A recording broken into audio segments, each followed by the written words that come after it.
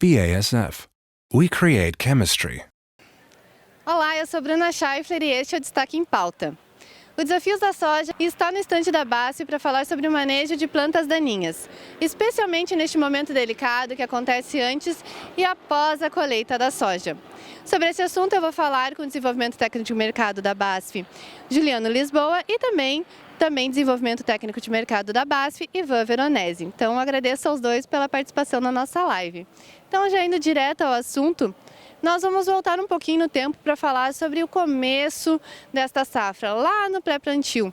Ivan, nos conta, como que foi realizado o pré-plantio na região de atuação que você trabalha, que é Santa Catarina, né? Como é que foi realizado essa etapa e como que também são as principais recomendações para esse momento?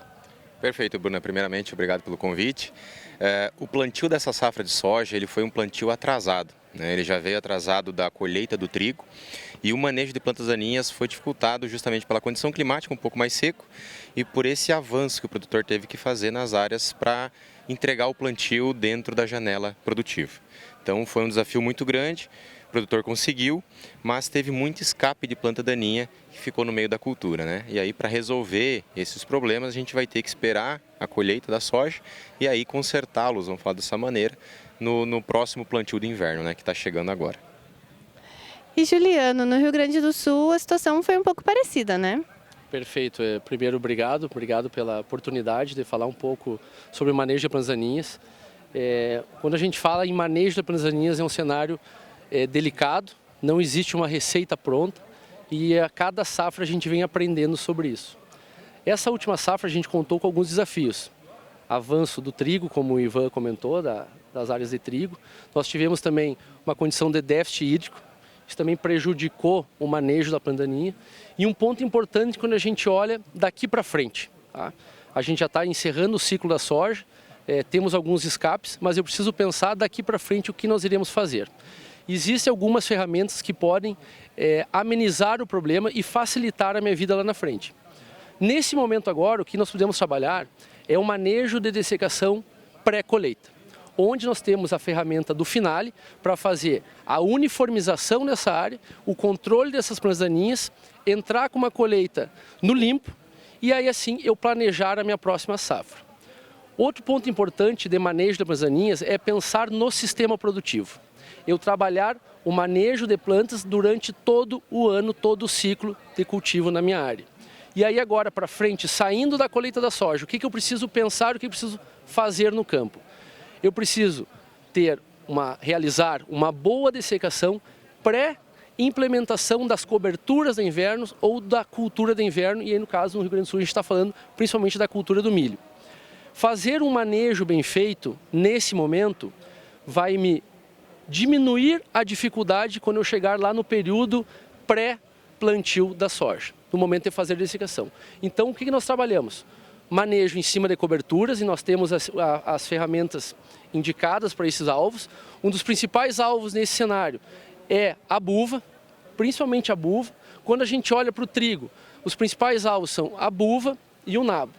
E aí dentro do trigo, nós temos uma importância, um impacto econômico dessas plantas daninhas, por isso eu preciso manejar essa planta daninha dentro da cultura do trigo e aí assim eu ter uma área mais limpa na pós-colheita do trigo. E aí assim o meu cenário é muito mais fácil. Por quê? Porque na pós-colheita do trigo, se eu fiz um bom manejo, no pleno perfilhamento do cultivo e lá na pós-colheita, eu vou ter plantas daninhas pequenas. E aí a performance dos herbicidas é superior. E aí assim eu consigo entregar uma lavoura limpa, entrar com a semeadura no limpo e diminuir esses escapes que vão acontecer dentro da lavoura de soja. Nós vamos abordar todos esses assuntos com mais detalhes, né, ao longo da live. E agora eu quero ver com o Ivan, como foi a incidência de plantas daninhas ao longo deste ciclo ali em Santa Catarina, na região em que você atua? Foi muito parecido com o que foi descrito pelo Juliano, né? São regiões parecidas, regiões co-irmãs, né, que a gente fala.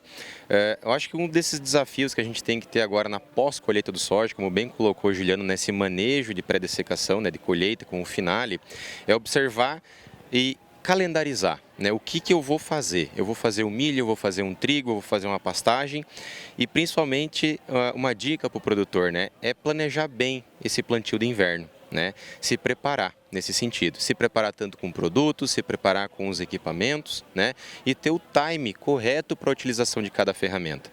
Então, algo que a gente notou nessa safra de soja que passou agora foi que muitas vezes a gente teve que atropelar, né, vamos falar dessa forma, o tempo correto da ação dos produtos, né?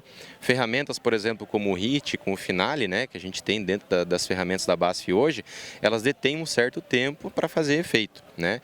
Aplicações sequenciais, por exemplo, né, que a gente trabalha hoje, por exemplo, o manejo de pré-plantio de soja, glifosato com 2,4-D HIT, uma sequencial de Finale, requer um tempo, né, para fazer efeito. E para ter certeza que essa planta daninha morreu e aí entrar, né, no soja no limpo, o trigo no limpo.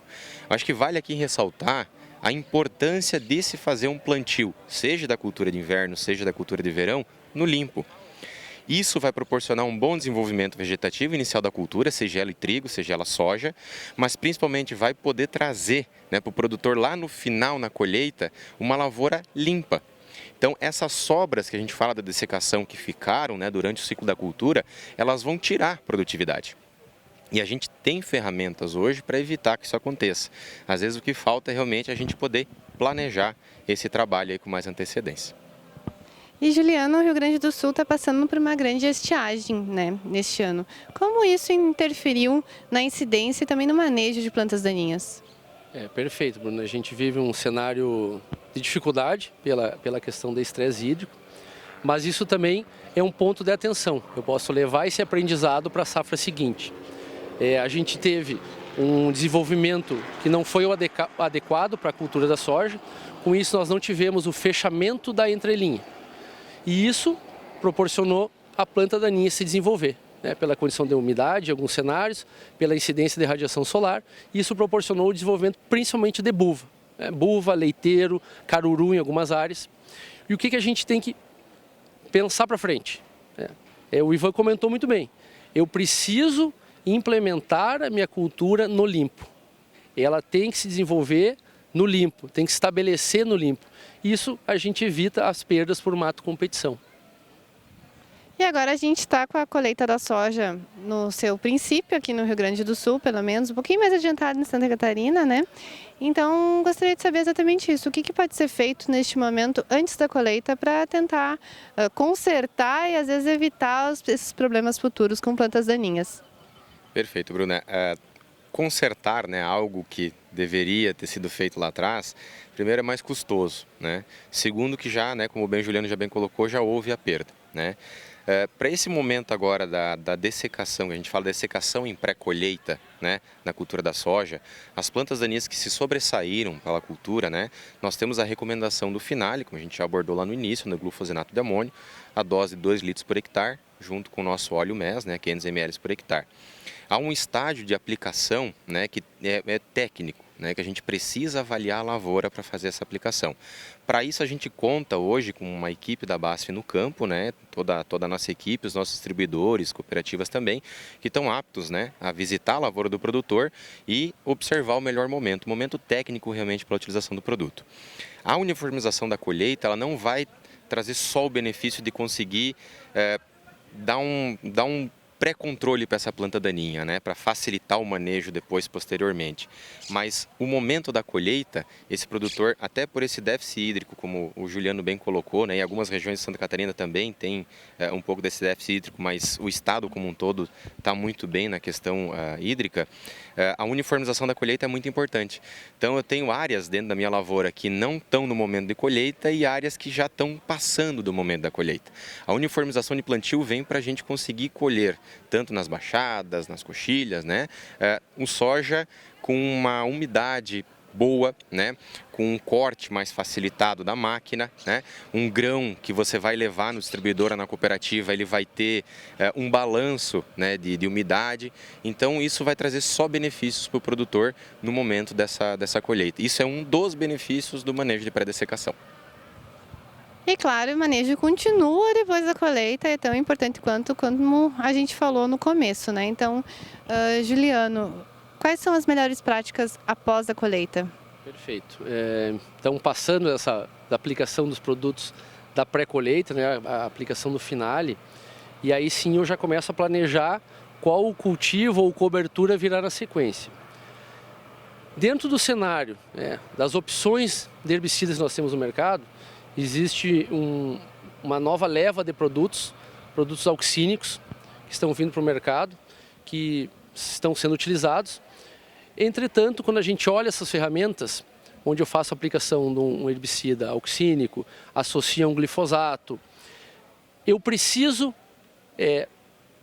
trazer uma ferramenta de contato junto nessa aplicação. Por que trazer essa ferramenta? Para ela potencializar a ação e aumentar os meus níveis de controle. E quando a gente fala dessa ferramenta, nós temos no nosso portfólio o herbicida HIT. Então, todos esses novos produtos que vieram para o mercado, todos eles precisam ser associados ao HIT. E aí sim a gente tem um controle superior e outro ponto importante, aplicação sequencial. Aplicação sequencial com o herbicida finale. A aplicação sequencial é o manejo que vai me dar estabilidade e segurança no controle. Eu complemento a primeira aplicação dos herbicidas auxínicos, do glifosato, do HIT, e eu venho com o finale para fazer a complementação, tanto em folhas largas como em folhas estreitas. Aí assim, tendo uma lavoura limpa, agora eu posso implementar minha cobertura, ter um desenvolvimento adequado, e aí sim, de novo, ou no trigo, a gente comentou muito bem, a gente fazia uma dessecação bem feita pré-trigo e assim é garantia de sucesso. Eu fui efetivo no meu manejo e assim eu vou ter uma vida mais fácil, que a gente fala, né? O meu manejo vai ser facilitado na pós-emergência, desde que eu faça um manejo bem feito. Eu sempre falo dentro do time, né, que a gente comunica também a produtores, o meu manejo de dessecação pré-semeadura da soja, agora da safra 23, 24, ele começa na colheita da safra 22, 23. Então esse é um ponto importante que a gente leva para frente para os produtores. Tem que ser um lema, né, essa prática. E Ivan, eu gostaria de perguntar para ti sobre quais são os principais desafios que vocês têm encontrado justamente nesse manejo de plantas daninhas. Bruna, eu acho que o desafio principal que a gente vem enfrentando não é só da questão da resistência, que a gente já conhece, né? Mas principalmente das ferramentas que estão disponíveis hoje, né? Assim como bem o Juliano colocou, nós temos ferramentas auxínicas, nós temos ferramentas como o glifosato, né, que vem complementando também o manejo, junto com o Finale HIT, né? Porém, às vezes a gente percebe que falta o tempo de ação desses produtos, né? Numa aplicação sequencial, por exemplo, eu tenho que ter certeza que esse produto fez a efetividade que deveria ter feito, né? E a gente volta a frisar, porque é algo que a gente bate muito na tecla, né? Que quando a gente fala em planta daninha, seja ela, né, inverno ou verão, a gente não está falando de manejar a planta daninha no trigo, no milho, na soja. A gente está falando de manejar a planta daninha dentro da propriedade do produtor. Isso que a gente chama assim, quando a gente fala que é o sistema produtivo, é dentro da lavoura do produtor. A gente brinca assim internamente, né? A semente, a soja, o trigo, o milho, o produtor adquire, ele compra na cooperativa, no distribuidor. A planta daninha já está lá, faz parte da propriedade dele. Então, para cada situação, e isso também é muito importante para quem é da parte técnica e vai atender esse produtor, é entender a realidade de cada um. Às vezes, vizinhos têm manejos diferentes, problemas diferentes. Então, abordar a planta daninha, primeiro, tem que ser abordado dentro do sistema.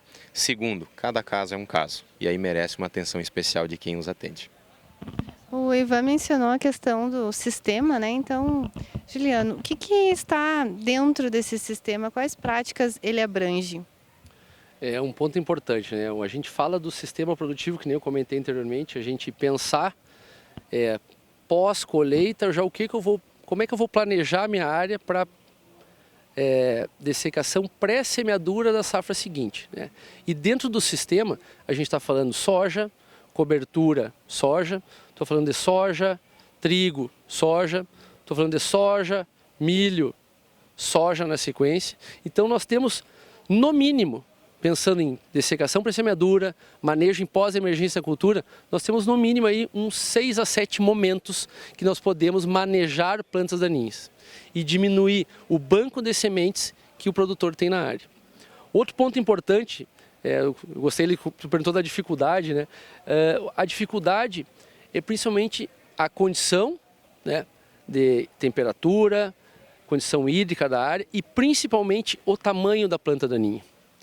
Quando a gente fala em manejo em plantas pequenas, nós estamos falando das primeiras folhas, da emissão das primeiras folhas.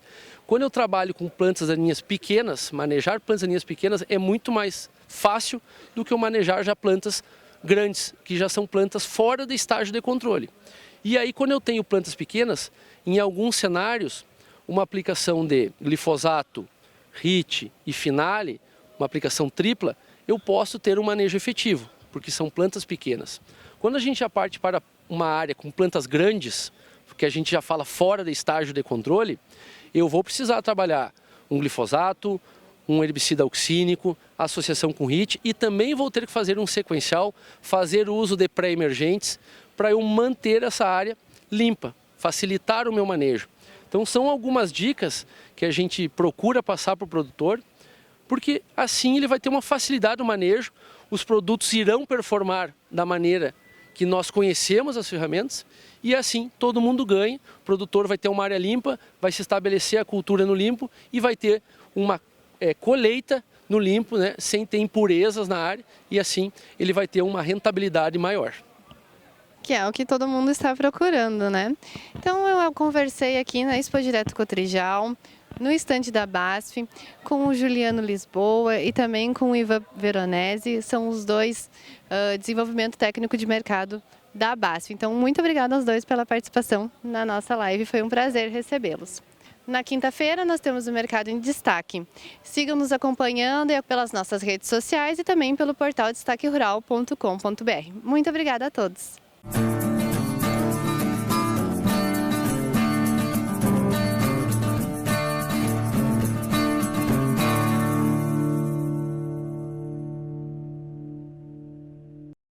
BASF. We create chemistry.